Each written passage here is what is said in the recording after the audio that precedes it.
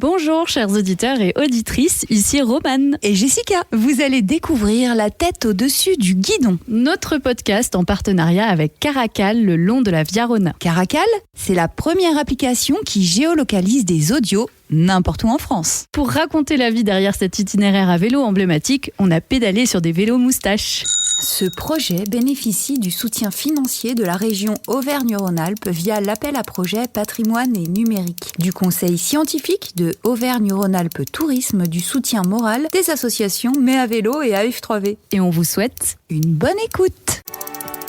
La tête au-dessus du guidon. Un podcast à retrouver sur l'appli Caracal tout au long de votre parcours. Le carnet de bord de roues sur la Via Rona. 2000 ans d'histoire en quelques coups de pédale. La tête au-dessus du guidon, le podcast de Globule Radio, rendu possible grâce à la direction de la culture de la région Auvergne-Rhône-Alpes. En selle ! 3e jour, 8h. On part de l'hôtel Les Pieds dans l'eau à Regret. Seyssel est vraiment une charmante petite bourgade entre Ain et Haute-Savoie. Mais on est vite ragaillardi par les super jolis passages à travers champs. Ça sent la vache! L'occasion pour Romane et moi d'échanger sur cette odeur caractéristique que l'on adore. Sourire aux lèvres de trouver enfin quelqu'un avec cette particularité. Aimer l'odeur de la vache.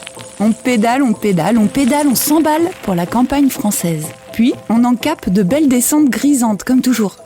On traverse une forêt sombre, il fait frais, c'est agréable. Mes narines sont maintenant chatouillées par une autre odeur que j'adore. L'ail des ours. Je le sens avant de voir ces fleurs toutes blanches. Après la forêt, on revient à travers champs, dans de bucoliques parcelles agricoles.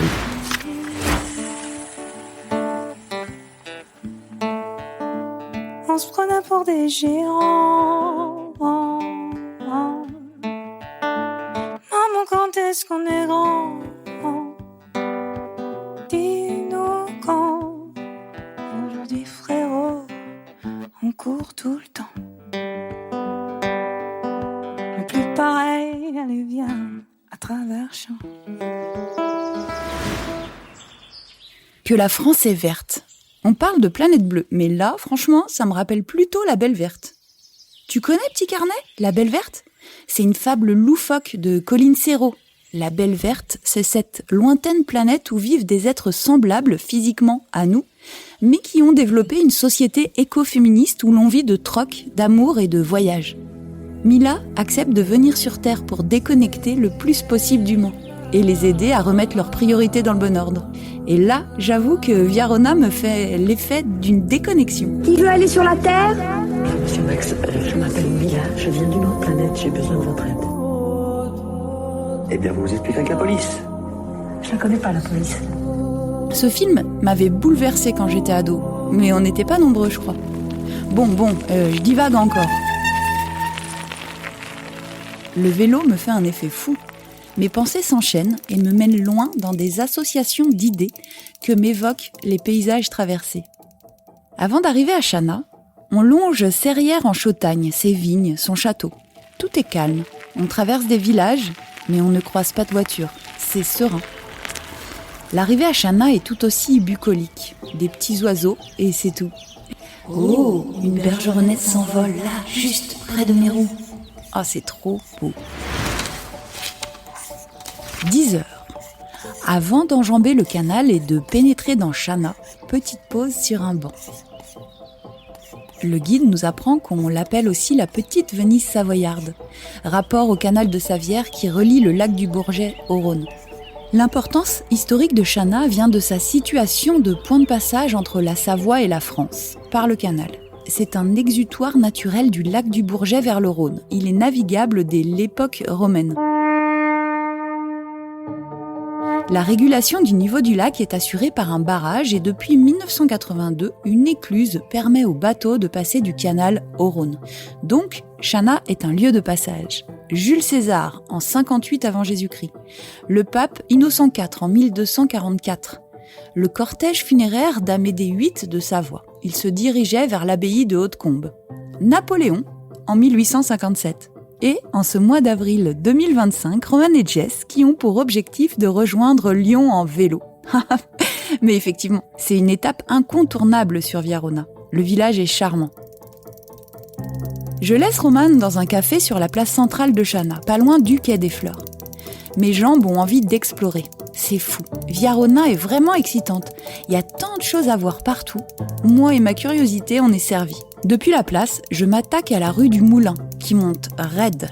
Franchement raide. Mais vraiment, le vélo électrique révolutionne tout. Aucun souci, je peux chantonner. Mal, mais chantonner quand même, en montant. Comme une pierre que l'on jette dans l'eau vive d'un ruisseau et qui laisse derrière elle des millions de ronds dans l'eau. Ouh. J'adore les moulins. Que ce soit des moulins à vent ou à eau, je trouve que le moulin crée toujours un paysage apaisant, bien qu'actif. C'est pour ça que j'emprunte cette route bien raide. Et là, au détour d'un virage entouré de verdure, un bâtiment en pierre équipé d'une roue à auget énorme. 2 moulins à eau m'attendent. Je pose le vélo juste devant. Il n'y a pas de touristes en ce mois d'avril et je profite de la quiétude du lieu, seul. Un banc devant le moulin en pierre. À m'asseoir sur un banc 5 minutes avec toi. Les murs racontent les siècles passés. Et entendre ton rire qui lézarde les murs. Je touche une espèce de sérénité absolue. J'imagine la vie ici, au 19e siècle, quand il y avait 3 moulins. Les moulins utilisaient la force motrice de l'eau du Bièze, ruisseau qui descend du hameau de la Praille. À l'origine, ils étaient essentiellement destinés à la production de farine. En 1946 est ajoutée la production d'huile de noix, seule activité maintenue aujourd'hui. Après un arrêt de 40 ans, et sous l'impulsion d'une volonté communale, le moulin Binet a repris vie en 1995.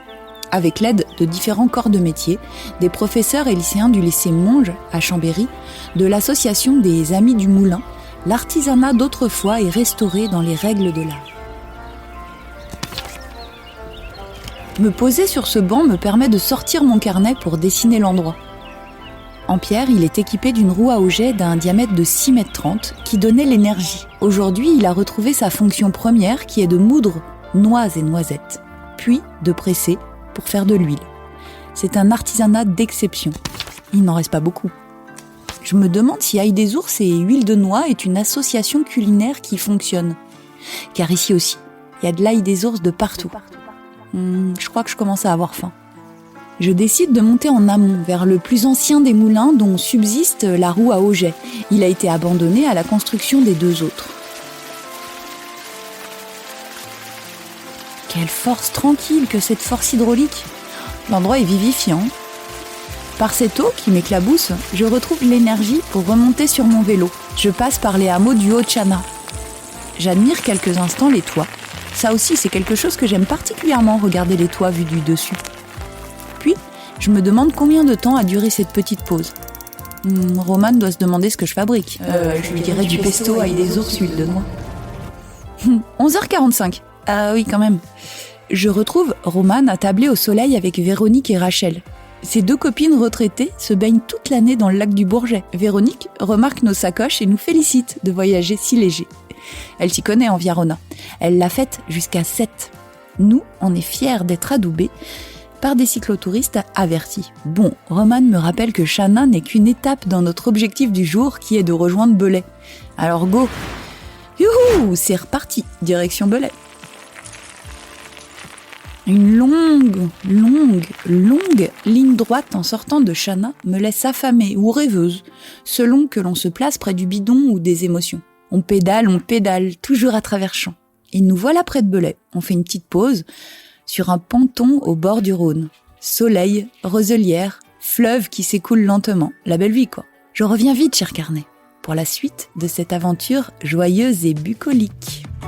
Le carnet de bord 2 roues sur la Vjarona. La tête au-dessus du guidon. L'Odyssée à vélo de Globule Radio. Une production réalisée en partenariat avec Caracal, l'application qui suggère l'écoute de vos podcasts selon la position de vos auditeurs. Rendu possible grâce à la direction de la culture de la région Auvergne-Rhône-Alpes.